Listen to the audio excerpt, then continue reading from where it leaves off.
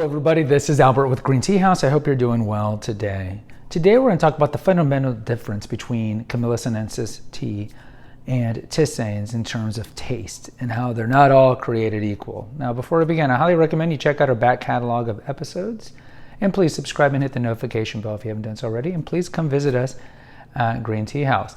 Now, you could say maybe there's a little battle between tea and tisanes. Tisanes is the general term for herbals because not all herbals come from an herb. Some can come from a root, some can come from a flower.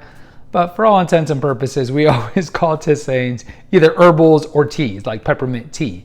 But the term tea should only be used from things that are extracted from the Camellia sinensis plant, the tea plant. Now, what do I mean by there's some contention? I think that there are certain circles, maybe the herbalists, people that are into herbs and so forth, that believe that herbs should have a preponderance over tea. And I think certainly tea drinkers probably love tea more than herbs. But I think most people are like, I love green tea, but you know what? I love peppermint, right? So they can be mutually inclusive of each other. But the thing is like this, okay, tisanes, and let's be real, a lot of them taste like crap. They just taste like, don't tell an herbalist, but a lot of them taste like crap. And there's a reason we've been drinking Camellia sinensis since the Bronze Age. It goes back 2500 BC is when we first started drinking it. Now it wasn't loose leaf, it was in more crude form, but we've been drinking it a long time. And that's not to say that we haven't been steeping roots and flowers and whatnot since that time as well.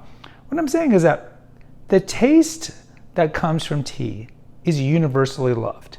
People like green tea, people like black tea, people will like various cultivars of these things. Now, some of them maybe are an acquired taste, maybe something like pu'er, or maybe something like yellow tea, but there's a reason why tea is the most consumed beverage in the world. If it tasted like Epicac, people wouldn't be drinking it, right? So there's a reason people love it.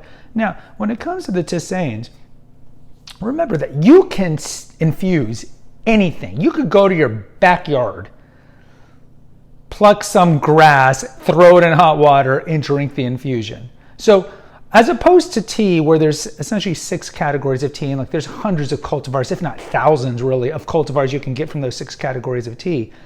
In the tisane world, there are literally zillions. You can just grab anything, grab a leaf from your tree, grab any vegetable that you're growing, grab any flower. Think of all the flowers in the world, just the botanist dream, right? So you can throw this in hot water, but a lot of them taste like garbage. They just taste like garbage. And so, look, there's certain tisanes that are just universally famous and well loved. Why? Because they taste good and or they have some sort of health benefit to it. So if you did a Family Feud style on for you young kids, you probably don't remember Family Feud, but if you did some sort of Family Feud style on top 5 tisanes, top 5 herbal drinks in the world, what's always going to come up? It's going to be like the same 4 or 5. Why? Because these taste good. These are some of tisanes that taste good. So you're always going to see like chamomile, you're always going to see peppermint, maybe roboche, I don't particularly like it too much, maybe cinnamon and whatnot.